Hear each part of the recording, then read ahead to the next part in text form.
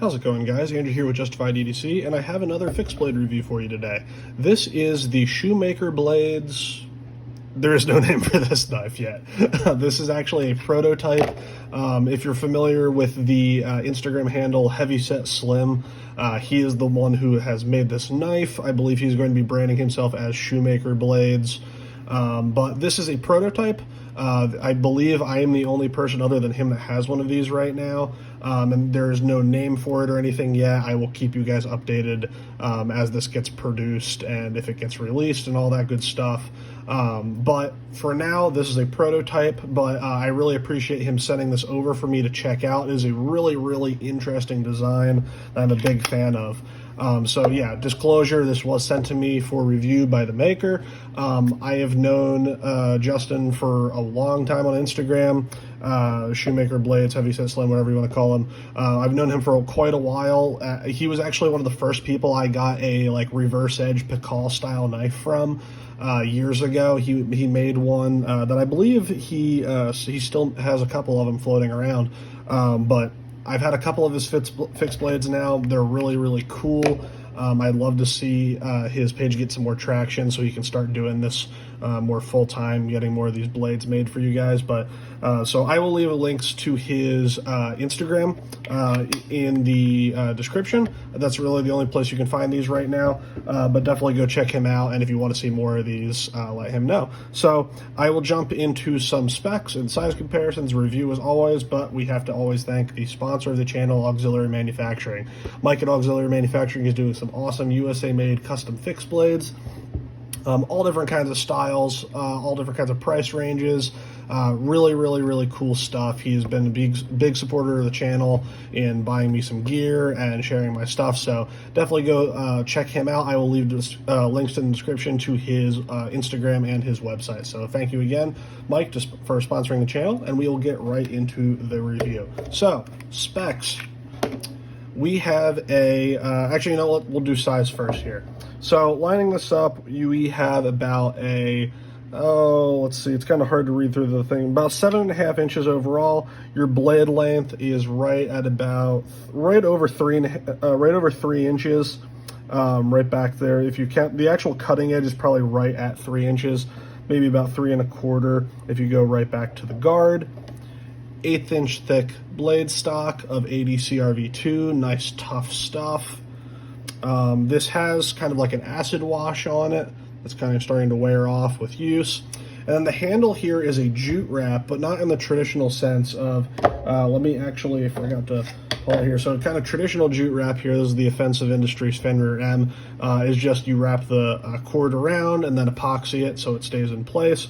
But what he did on this here is he actually did several layers of wrap and epoxy and wrap and epoxy until it was kind of a big block, and then he actually sculpted on a sander the shape of these handles, so it has that nice like Coke bottle shape. It's nice and contoured. It's nice.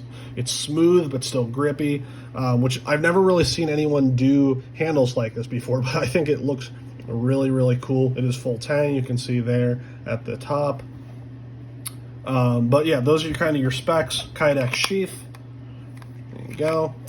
Now let me get you some size comparisons. So since I already had this out, here is the Offensive Industries Fenrir M. Here is the Emerson Knives Sax with Offensive Industries wrap. That's a pretty actually spot on size comparison right there. I'm trying to find space for all this shit.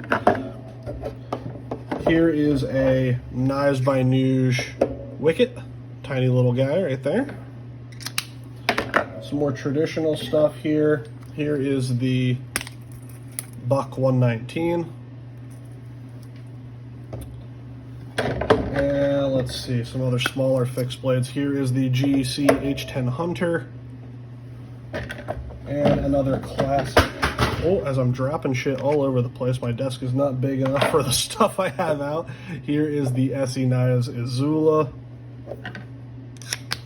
Now for some folders. We got our classic, the Buck 110. Here is a Kershaw Blur. actually pretty good size comparisons in terms of the length. Here's the Spyderco Para 3. So this is not a big knife. You can see by the Para 3 comparison. Here's the ProTech Godson. And let's do one more here. Here is a Ka-Bar full-size trapper. Substitute this in with case or any other kind of full-size trappers. That's what you're looking at. So there are some good size comparisons for you. You're gonna have to give me a second here as I clean some of this off of my desk because I dropped shit absolutely everywhere during that size comparison. Pull the sheath back out here, get ourselves squared away, and pull out my mystery tool that will help us later. So one more spec that I always forget to list, weight. I will literally never do a review video where I remember to do the weight first time around. Without the sheath, we're coming at 3.4 ounces. With the sheath and the clip, you're coming in at 4.6. So kind of a medium weight knife, I would say. Pretty good for the actual size and profile and everything. But now we'll actually get into the review here. So first, in terms of carrying, this is just a very simple fold-over Kydex sheath. Retention, absolutely excellent. Little bit of rattle, not a big deal, but the retention is absolutely solid. Nice thumb ramp to be able to pop that out. So I did carry this with a Discreet Carry Concepts clip inside the waistband, kind of like that, to be able to draw forward grip or reverse grip. I did carry it a little bit like that when I was doing some outdoorsy stuff. And then I also discovered that the Crossroad Custom Wesker, the Offensive Industry sheath for that knife, actually fits this very, very well. So I'd say actually the majority of my carry was in this sheath right here, just in the pocket. So that was kind of luck of the draw that one of these sheaths actually fit it. If he does end up producing these knives, I'd really love to see a collaboration with Offensive Industries so we can get some pocket sheaths for these, because I think this is an excellent candidate for that. But in terms of carry, that's what was going on. I'll pull the standard sheath out here. So the grinds on here, if you haven't noticed already, are a little wonky. The very strange profile, especially from the top. Look at how strange that grind looks. So on one side you have your standard like saber grind, flat grind with a swedge, and on the other side you have a short Scandi grind.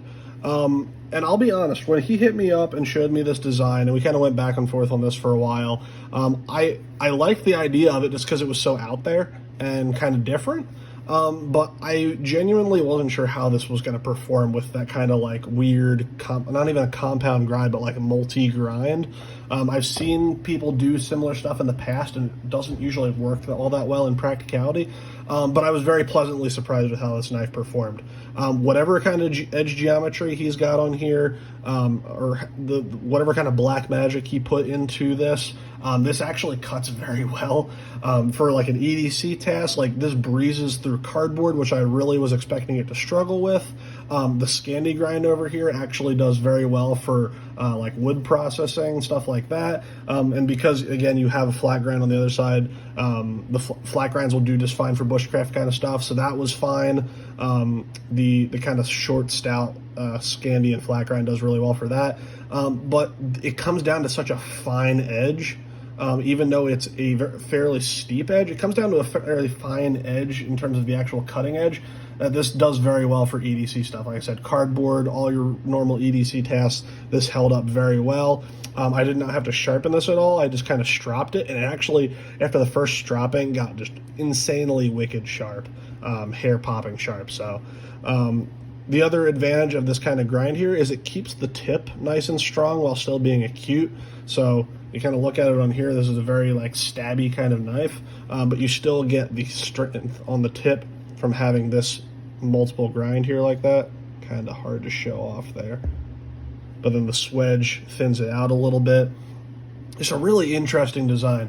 You can also see if I kind of do this, how that tip kind of dips down a little bit. It keeps it close enough to center line where when I'm doing kind of reverse grip stuff like this, I'm not really worried about the tip being oriented weird. It still stabs straight, but that kind of drop, that subtle drop in it, like if we picture this as the table, you can get the tip of the knife down to kind of do those kinds of cuts a little bit easier, whereas if it was just completely straight, you'd have a little bit worry about clearance of your fingers. But because it dips down like that, you can actually do utility cuts on a flat surface fairly well. So that was super interesting. All the tip tests that I did with this in terms of stabbing and prying like that held up extremely well. Again, ADCRV2 is a very tough steel. It's not stainless. You can see there is a little bit of patina going on. That's absolutely fine with me. And then the handle. The handle is so comfortable. You guys know I like neutral handles, and while this does have a little bit of it has a choil here and that kind of thing, it's neutral enough, and these grips are contoured and finished in such a way where it's just comfortable in every single way you hold the knife. So your reverse grip edge in works just fine, even though you have that choil there, still melts into your hand. Reverse grip edge out is super solid. Your forward grip, kind of your saber grip, hammer grip, edge in, pinch grips works just fine because it kind of tapers right up here. So you can do your pinch grips. This kind of finger choil actually works really well for indexing your middle finger while you're getting your finger out to that tip. So again, how that dips down for my hand size, it's very easy to get your finger out to the tip there to be able to work with that. Just extremely, extremely comfortable to use. For the bushcraft guys out there, I did take this camping and do a little bit of whittling and stuff with this, and this handle, while it's still maintaining its grippiness because of the material that it is, there's no hot spots on this handle. You bushcraft guys are really going to like this. It did not put any kind of wear and tear on your hands. Now, granted, I wasn't doing any wood processing with this for hours at a time, but from my experience using thinner, more blocky handled knives, this was extremely comfortable compared to those. So, yeah, this was just kind of a wild card of a design. As soon as I saw the profile of it, I was like, I'm gonna like that. I like how it looks, but I wasn't sure how it was going to perform, and I'm happy to report that being pleasantly surprised that this performs very, very well. Now, my one criticism of it was with how this grind is done, where you have the higher grind on the left side. Being a right-handed person, when I do kind of draw cuts, where like what you're doing with cardboard or push cuts, the edge tend to pull to one side, where I would want it to pull to the other side. Being a right-handed person, it kind of pulls to the left a little bit. He kind of realized that, and I kind of realized that at the same time, and we talked about it. So on future iterations of this knife, this kind of flat grind with a swedge is going to be on this side, and the Scandi grind is going to be on this side, so that for the majority of us out there right-handed, I'm sure if you wanted one of these and you're lefty, you could have it made like this. So for a lefty, this would probably be great because it would pull to that side. It's kind of similar to if you ever cut with a chisel ground knife, like an Emerson or any of the old CMFTW stuff. But so for the future iterations of this knife, these grinds are going to be the same, but they're going to be flipped so that for the majority of us who are right-handed, it will kind of pull in that natural direction like a right-handed chisel grind would.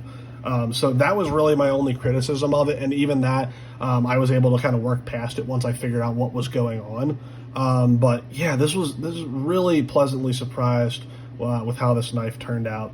Only other thing that I might be concerned about is, and again, this was because I was using it in the offensive industry sheath, I think that's what was wearing on it a little bit, but I'm starting to see some wear on the top of the handles here.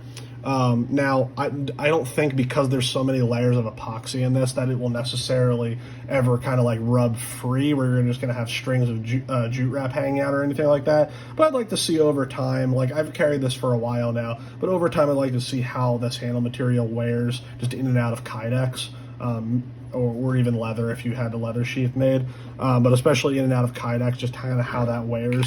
But I've had no problems with it other than a little bit of just roughing up right around here. Nothing that makes it uncomfortable or unusable, but just something to be on the lookout for. I don't know if he's going to maybe change epoxies or something in the future, but that's something to be aware of. But other than that, man, I love this knife. I'm a huge supporter of him. I'm very happy to see him making some cool designs again. I think this one is an absolute winner.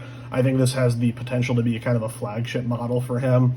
And I know when the final version of this comes out, I will definitely be getting one. So that's all I really got to say about this, guys. If you have any other questions about this knife, please leave them down in the comments. Again, I will leave links to his Instagram page. Please go hit him up over there. Check out some of his other designs.